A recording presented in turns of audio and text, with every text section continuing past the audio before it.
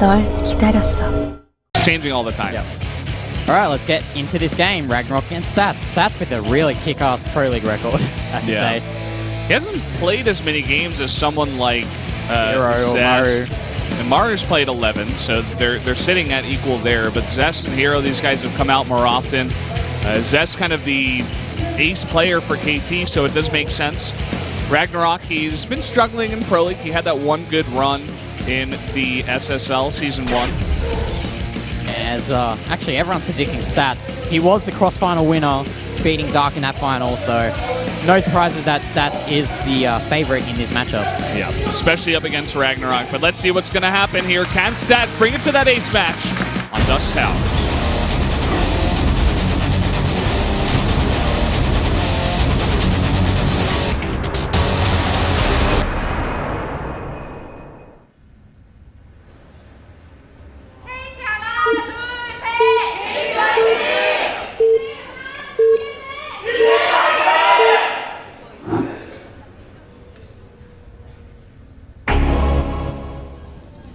Up here in the top right in the red from KT Rolster, another Protoss player. It is Stats.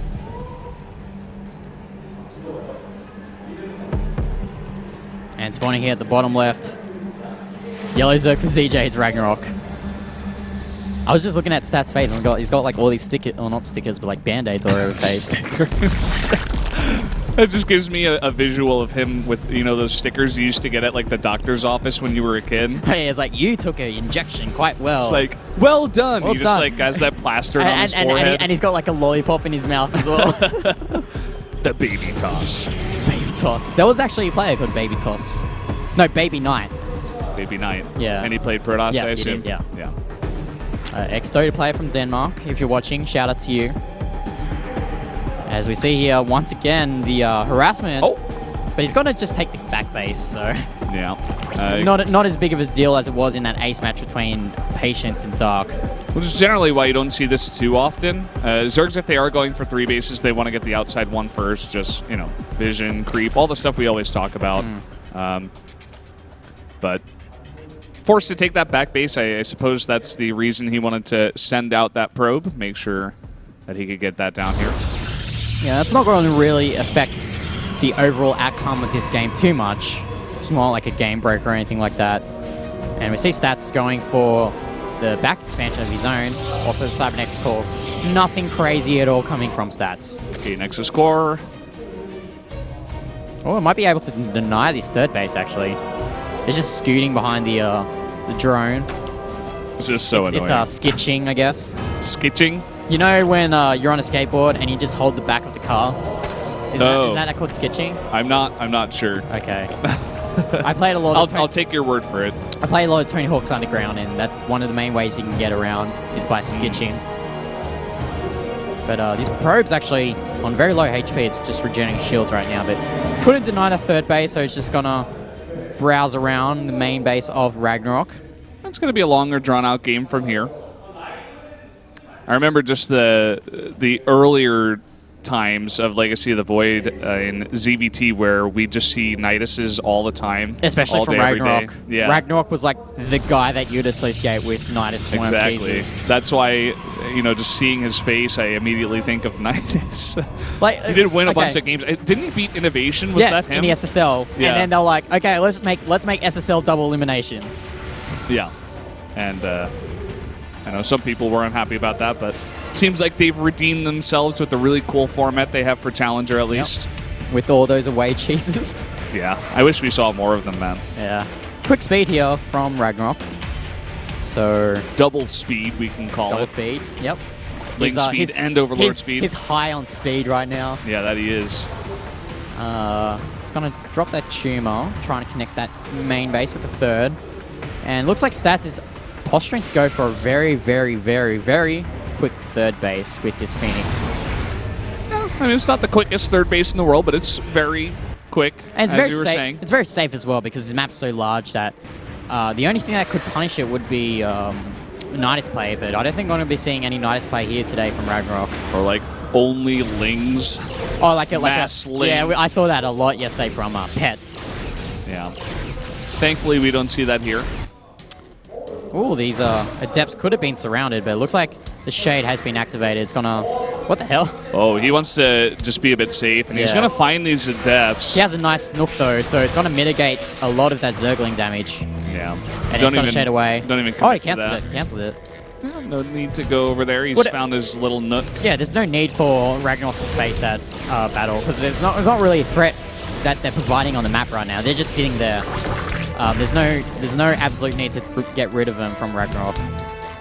So the only close Overlord there, outside the one that scouted the base earlier, did go down. And now, look at this. 4th base here from Ragnarok, so I think we're going to see a very long game. Yeah, and I like this too. When the Protoss goes Phoenixes on a map this large, you're like, well, I can take this for free. You don't even necessarily need to saturate it super early, even though you probably are going to, just because of the very passive build from the Protoss. It's just good to get that out really quickly. Helps your production, gets your economy nice and beefy early on, gets it before the lair. Yeah, I mean, I like what Ragnarok's doing, because those Phoenixes aren't going to be really doing... They're not going to change the game right now. They're not going to kill you off, so they're just floating around the map trying to kill any Overlords that are just out of position. And yeah, we're going to see a very long game here. At least for now. We do see the forts coming down here from Stats, as well as all the other techs. That's pretty indicative of, yeah, let's just move on. Let's tech up. Let's go into that later game. If he was instead, you know, getting a faster Twilight and adding like 6 gates, well, that would be a Phoenix Adept all-in, perhaps.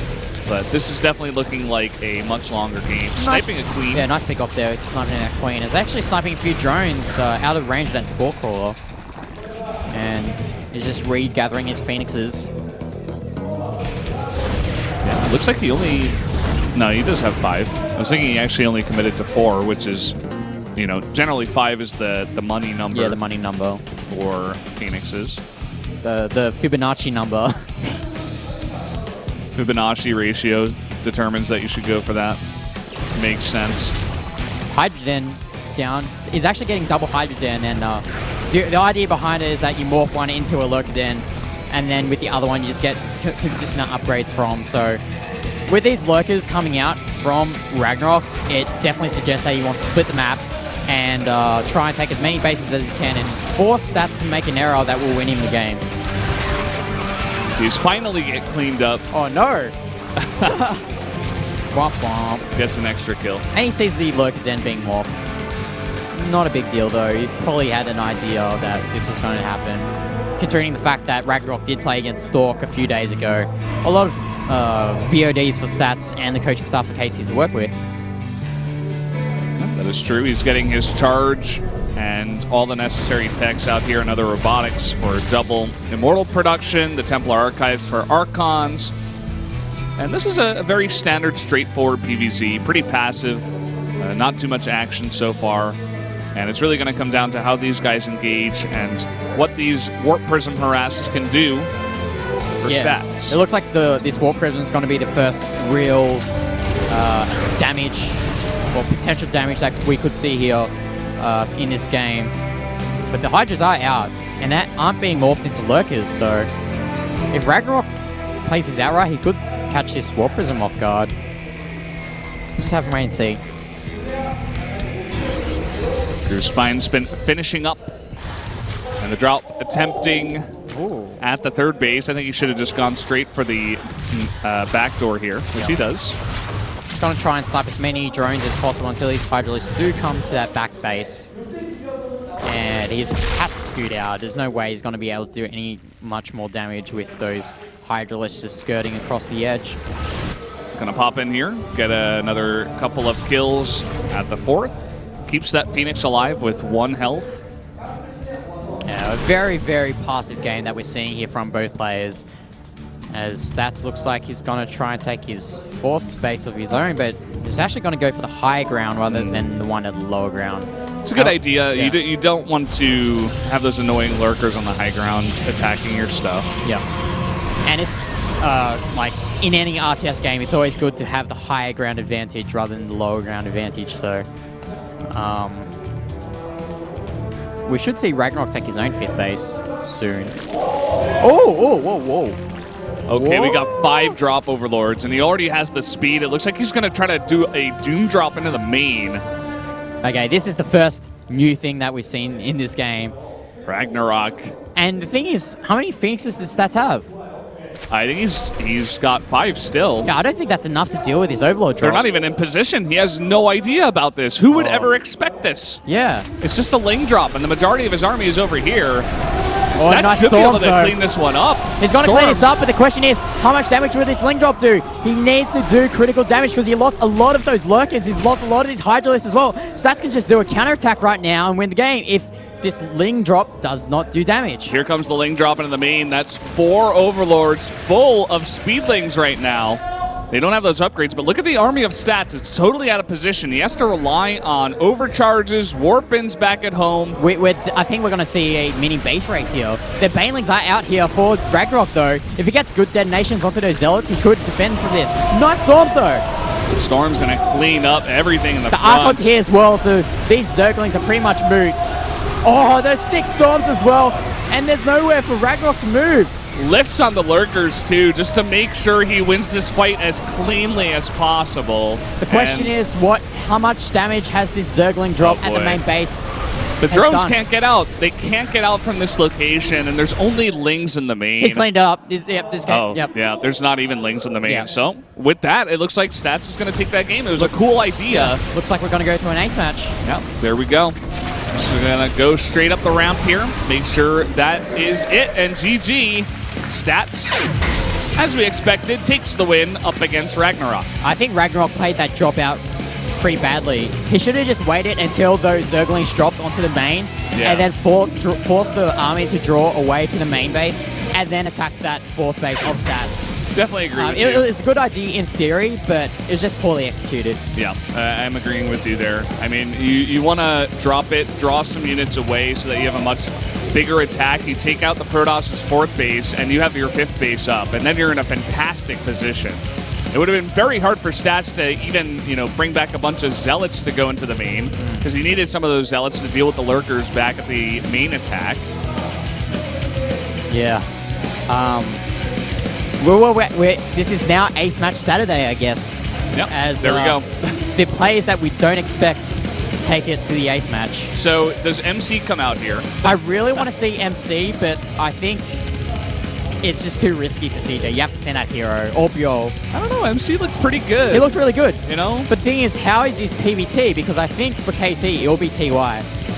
I kind of agree with you there. Zest has not been looking the best in PvP nowadays, and with the high probability that Hero or MC is going to be the choice here for CJ Anzus, I think you want to send out TY. Yeah. I agree with you. Yeah, so I definitely think for KT, it will be TY. For CJ, I'm leaning 70-30 Hero and MC, but we'll just have to wait and see how this pans out. And no spoilers once again. Yes, no spoilerinos. Because we're up on stage, we can see exactly who's coming out. And all I'll say is that it's an interesting result. Yeah. That's all I'll say. You guys have to wait until we get the reveal. Yep. Of course, now that we're on stage, just as I was saying, we see them as they walk up here. Yep. So it's no longer a surprise for us, unfortunately. It's a surprise for you guys at home, though. Yeah. I remember in the past, we used to actually look down and not spoil it for us. Yeah. Just cover your face and then... Maybe we can do that starting from tomorrow. Not sure if Tasis would be up for it. I'll ask him. You can hide his face, he can hide yours. Or you can just have blindfolds on. Yeah, we got to have our Ace Match blindfolds prepared for tomorrow. Well, here we go. The 2 Ace Match players coming in. You can probably see their outlines. Who's it going to be? Stats versus Hero. Yep, the 2 winners of today will be facing in the Ace Match. And I completely forgot about Stats. I mean, Stats is looking at that top tier level with Hero. Oh, well, not with Hero, with like Zest and all those other Protoss players. Hero actually looked really unhappy. He shook his hand, and then when he turned around, he grimaced, and then did that thing where you squeeze your nose to relieve pressure. So there you have it. It's going to be Stats versus Hero, another PvP, and we'll be back for this Ace Match after 10 minutes.